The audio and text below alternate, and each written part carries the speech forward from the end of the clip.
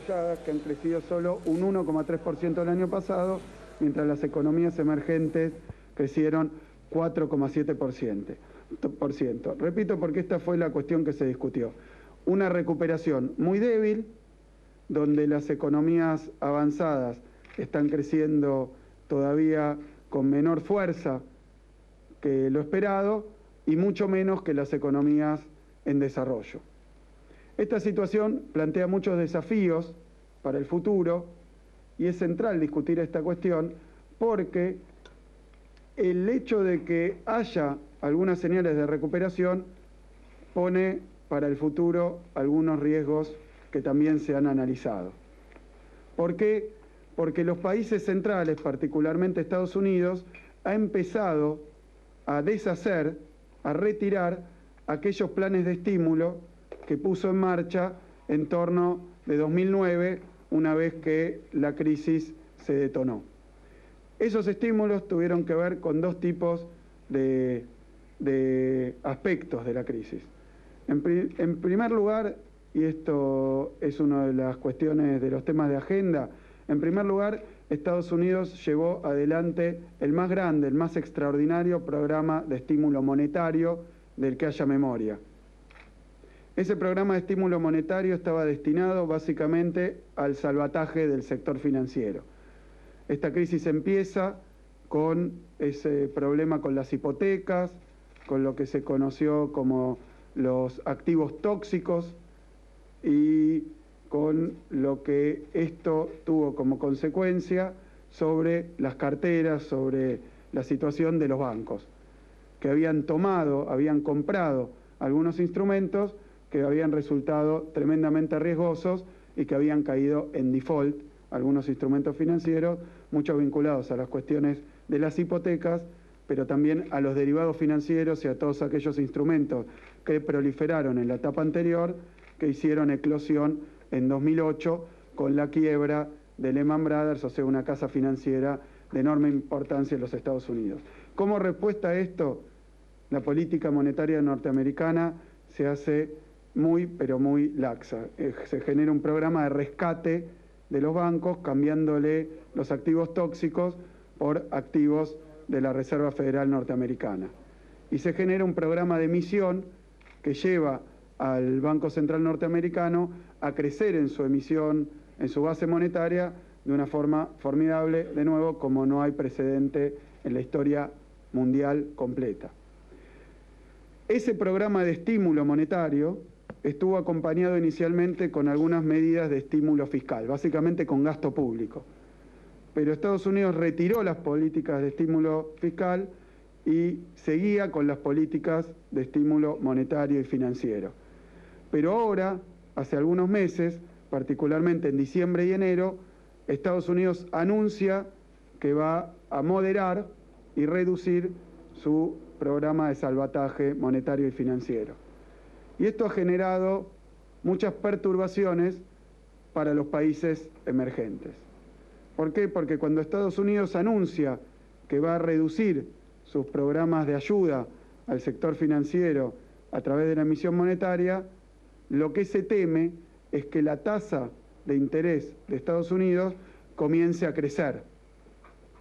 Y un crecimiento de la tasa de interés en Estados Unidos y en los países centrales puede generar una salida en estampida de los fondos financieros que han ido durante estos años a abastecer a los mercados emergentes. O sea, una reversión de los flujos financieros a escala mundial. Si esto ocurre, y efectivamente empezó a ocurrir, lo que va a pasar es que los países emergentes van a tener que también tomar políticas en términos monetarios y de tasa de interés, de aumento de la tasa de interés y restricciones monetarias para competir por los flujos financieros internacionales y no sufrir corridas o estampidas que afecten a su vez sus tipos de cambio y su situación y su posición financiera general. Entonces, esta cuestión entre los países avanzados, particularmente Estados Unidos, y los países emergentes, ha sido uno de los núcleos de la discusión. ¿Por qué?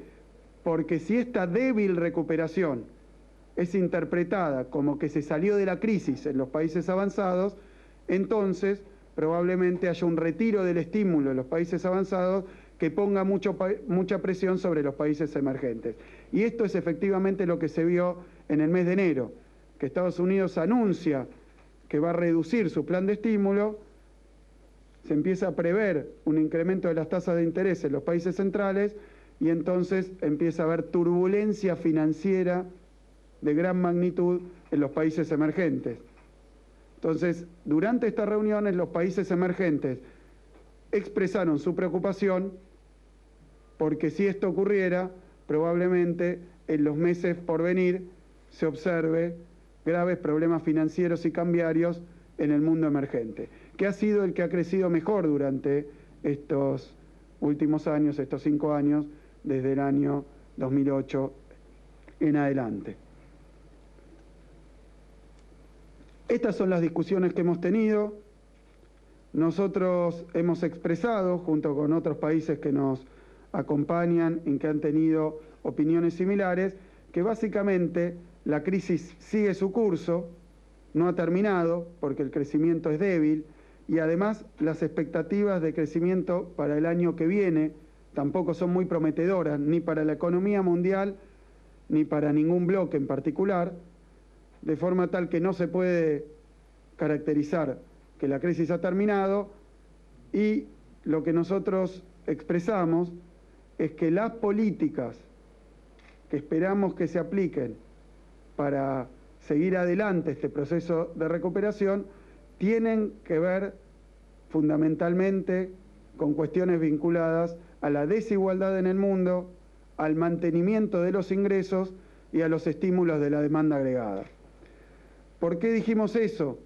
Porque entre las tantas cosas que se ha discutido en el G20, está en esa agenda del G20 la cuestión de la inversión en infraestructura y la preocupación de los países en torno a que el sector privado no da suficiente financiamiento a los proyectos y grandes proyectos de infraestructura que necesitan los países emergentes. De la misma forma que no se ha atacado frontalmente la cuestión de desigualdad e inclusión social en el mundo y que con la crisis estos indicadores se han deteriorado.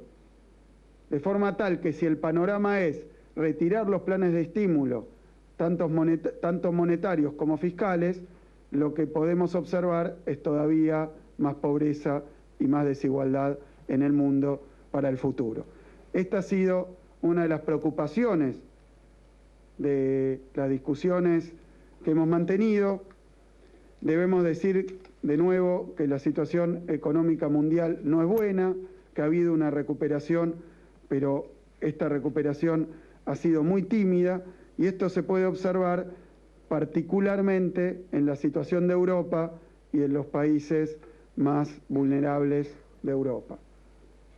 ¿Por qué? Porque la tasa de desempleo en la zona del euro para el año pasado ha sido en promedio alrededor del 12% de desempleo para toda la zona del euro, con algunos valores muchísimo más elevados en los países más vulnerables, como es el caso de Grecia, 27,3%, como es el caso de España, 26% de desempleo, como es el caso de Portugal, 16%, de Irlanda, 13%, de forma tal que la cuestión social es todavía muy delicada en los países más vulnerables de la zona del euro.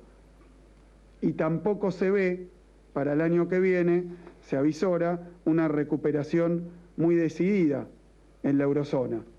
Y esto lo han expresado los representantes de la Comunidad Económica Europea y lo han expresado también los países que allí estaban representados.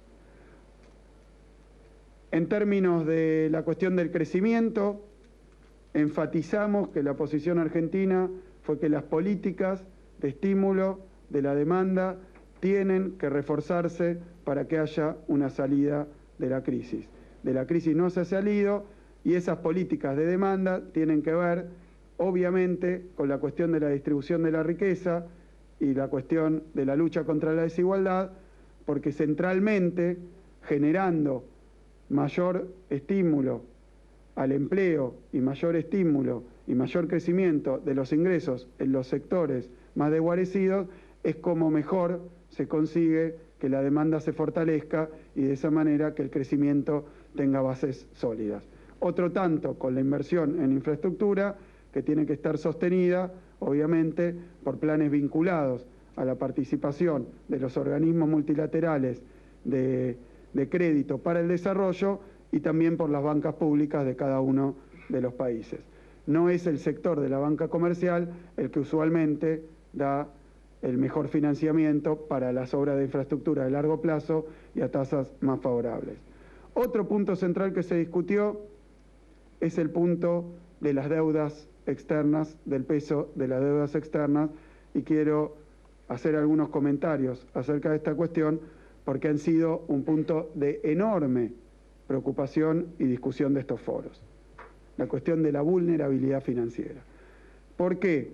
Porque cuando uno observa la relación entre la deuda y el producto de los países centrales, encuentra que en muchos de ellos, voy a hablar primero del promedio de la relación deuda-producto de los países desarrollados y después de algunos casos particulares. Para todos los países desarrollados, la relación entre deuda-producto alcanza el 117%. Para la eurozona, el 107%. Para los países débiles de la eurozona, Portugal, Irlanda, Grecia, España, para estos países es el 130%, la relación entre deuda y producto. Recuerden ustedes, y creo que Argentina y como argentinos tenemos mucho para decir, que la relación entre la deuda y el producto en 2001, 2002, en Argentina estaba en 165%. Así que la crisis de deuda que sufrió la República Argentina en 2001 estuvo muy vinculada con la imposibilidad de afrontar los compromisos externos.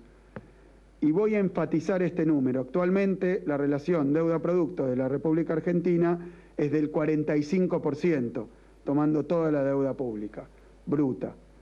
De forma tal que todavía es una preocupación, porque esta crisis tuvo como uno de los puntos centrales de observación la enorme carga de las deudas externas de los países de Europa y desarrollados en general. Tenemos algunos países como Grecia, donde esa relación alcanza el 173%, Italia 132%, Japón 243%, Portugal 128%. De forma tal que la relación deuda-producto es una enorme preocupación. ¿Por qué? Porque si se debilita todavía más el crecimiento, o si el crecimiento sigue débil, las deudas no se están reduciendo en su relación con la producción de los países. Así que esto sigue siendo un riesgo y esto nos lleva a un tema que también ha sido cuestión de discusión, que es el problema de la reestructuración de las deudas. Y voy a hacer un comentario sobre la posición de Argentina. En primer lugar, que las políticas de ajuste están encaminadas, y muchas veces los organismos multilaterales de crédito, particularmente el Fondo Monetario, recomiendan políticas de ajuste que consisten en reducir el gasto público para poder afrontar los compromisos de deuda, pero al reducir el gasto público, esto quita uno de los motores de la demanda agregada interna, de forma tal que en lugar de haber mejora en la actividad, hay caída en la actividad o problemas de recuperación en la actividad, y si el Producto Bruto no crece, entonces la relación deuda-producto, aunque se vaya generando un pago permanente de los compromisos, la relación deuda-producto no mejora. Paradójicamente, para afrontar la crisis de deuda, se realizan ajustes que pueden hacer más chicas las economías y entonces dejar la relación entre la deuda y la producción todavía en un estado de riesgo a los países que están aplicando estas recetas. Voy a hacer también, porque esto es central, un comentario en torno a los déficits financieros de los países, o sea, al déficit fiscal.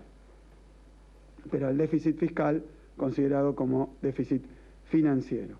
Recordemos que el año pasado la República Argentina informó un déficit de 2,4% del PBI con la estimación anterior del Producto Bruto, así que ahora cuando tengamos los cálculos hechos informaremos nuevamente esta proporción.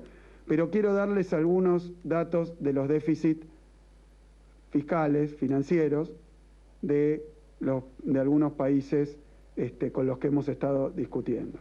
En primer lugar, las economías avanzadas en su conjunto presentaron para el año 2013 un déficit del menos 4,9%.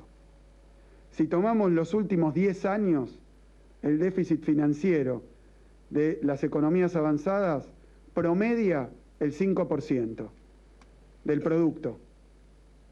O sea, durante estos últimos 10 años han tenido un promedio de déficit del 5%.